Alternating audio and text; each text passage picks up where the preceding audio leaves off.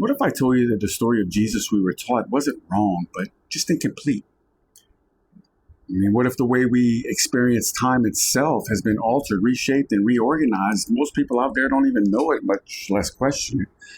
I mean, because the calendar that we use today, right, it's not the same calendar we always use. They shifted it to the Gregorian calendar. It's tied back to imperial and church authority. It recognized how humanity, they track days, months, years, right? Some even argue that disrupted our natural rhythm, relationship with the sun and the moon, even our own circadian cycles. But when you really look at it, dude, I mean, it makes more sense, right? 13 months of 28 days lines up perfectly with the lunar cycle. Imagine that. I mean, the math works out, the sky works, the body works, but the real question would be, why was this harmony even abandoned? Now, y'all consider this.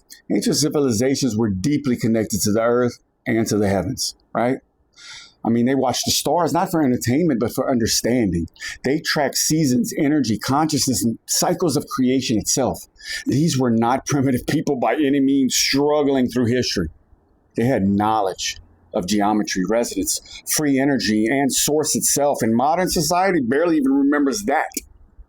But, of course, they weren't surrounded by artificial frequencies, constant noise, and disconnection. So, is it really unreasonable to believe that they actually encoded truth into stories, symbolism in the sky? Now, with that perspective, let's take a look at Jesus, right?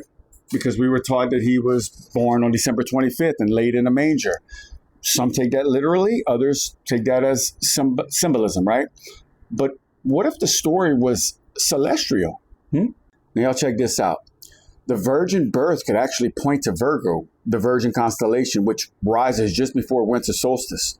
The moment the sun appears to die and be reborn again, yeah. And the manger, well, that represents Cancer, long depicted as a cradle in the heavens, the place that holds the sun.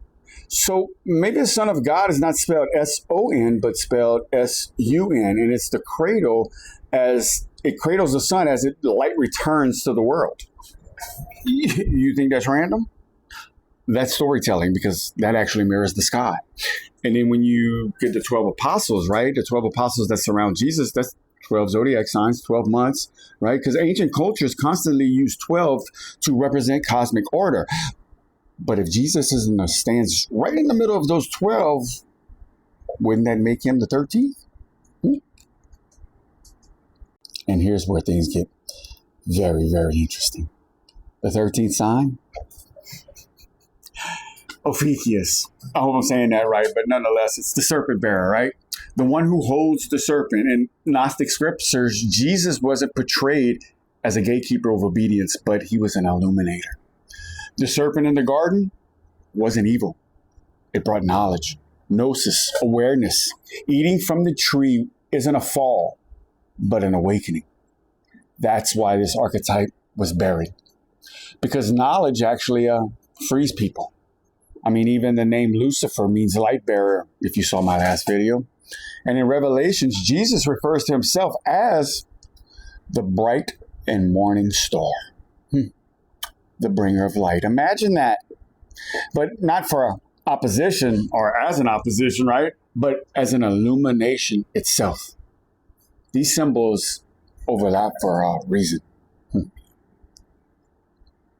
So what if Jesus' role in scriptures was far greater than just a single historical moment?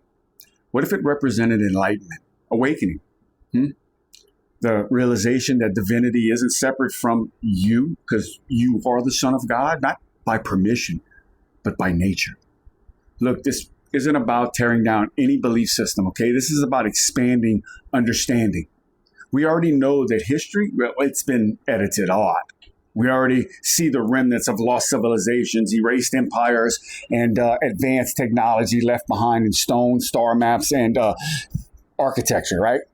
We know that truth has been hidden in plain sight. So is it really that hard to imagine that the stars was once used as a sacred language and that modern systems today disconnect us from that on purpose? I don't know. So here's the real question, for me anyway. What What if the message of Jesus was never about worship, but about remembrance?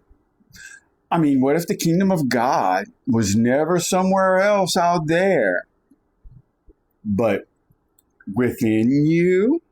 Huh? Huh? And what if looking up at the stars was actually never forbidden until it reminded people who they truly were? I love y'all.